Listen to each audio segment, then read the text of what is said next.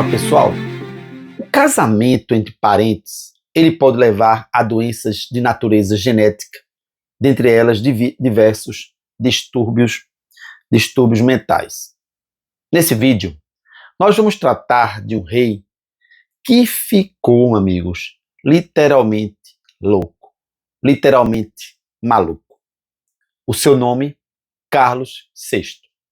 Para se ter uma ideia, ele simplesmente cismou que ele era feito de vidro e que ele era nada mais, nada menos do que São Jorge.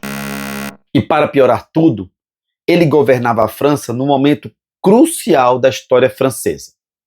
Então vamos lá.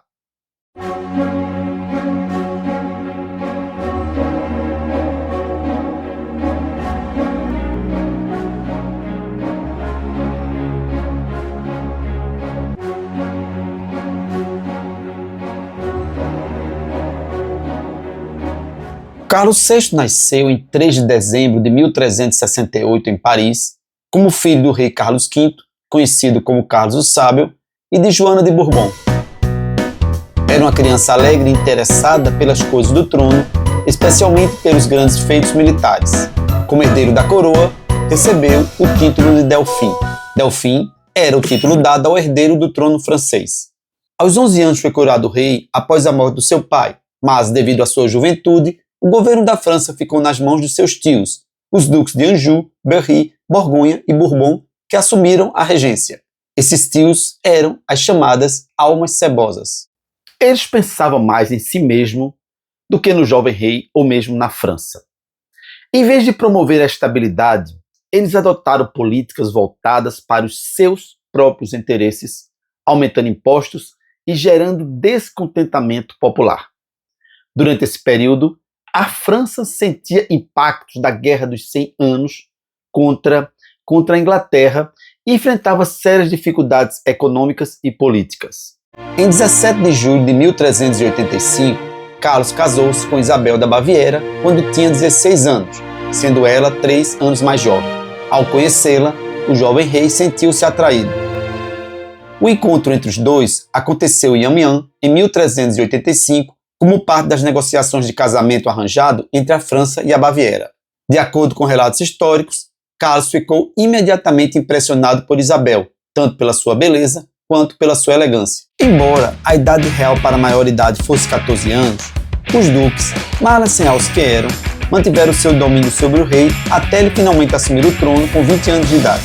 Durante o governo dos seus tios, os recursos financeiros do reino, construídos a duras penas por seu pai Carlos V, foram desperdiçados pelo lucro pessoal dos duques. Finalmente, em 1388, Carlos assume o poder, pondo fim à terrível regência dos seus tios. Ele trouxe de volta os conselheiros do seu pai, que eram sérios e competentes, para ajudá-lo na administração, o que tornou o seu reinado promissor no início. Passou a ser conhecido como Carlos, o Bem-Amado. O novo rei pacificou as tensões internas e fortaleceu a monarquia, resolvendo os problemas financeiros existentes. Quando Carlos VI assumiu o trono, a França estava em um estado crítico.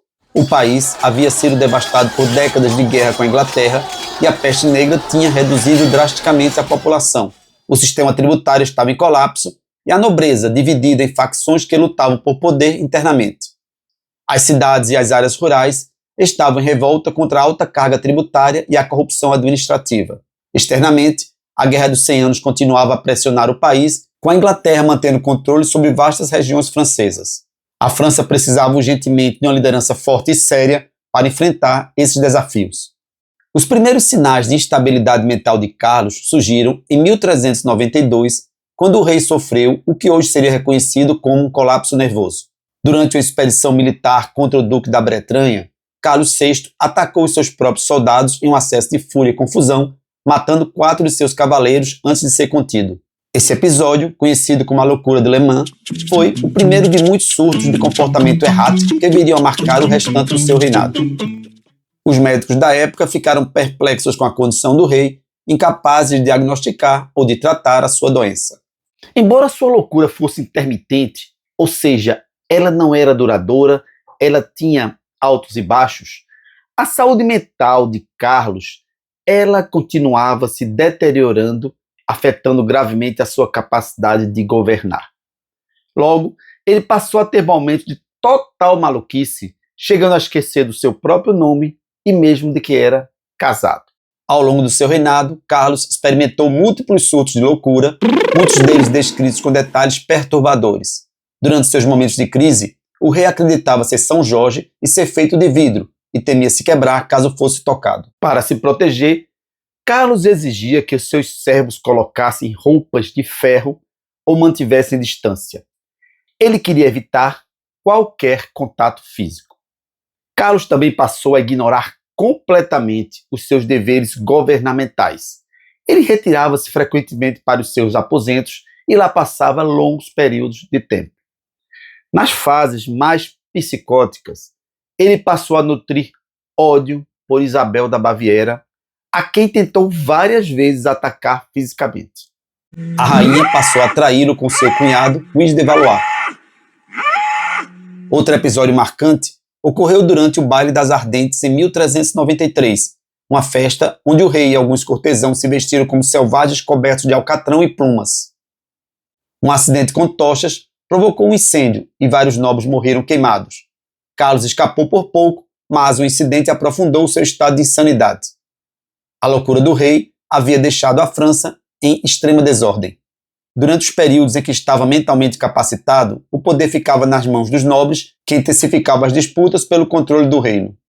Carlos VI passou grande parte dos seus últimos anos em um estado de completa insanidade, muitas vezes incapaz de reconhecer a sua esposa e mesmo os seus filhos.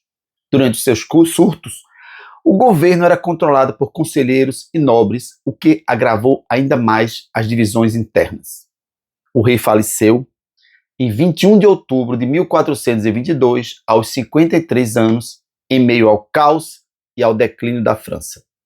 A morte de Carlos VI marcou o fim de uma era desastrosa para a monarquia francesa, com o país mergulhado em conflitos internos e ameaças externas. Seu reinado foi um dos mais trágicos da história francesa. É isso aí, pessoal. Valeu!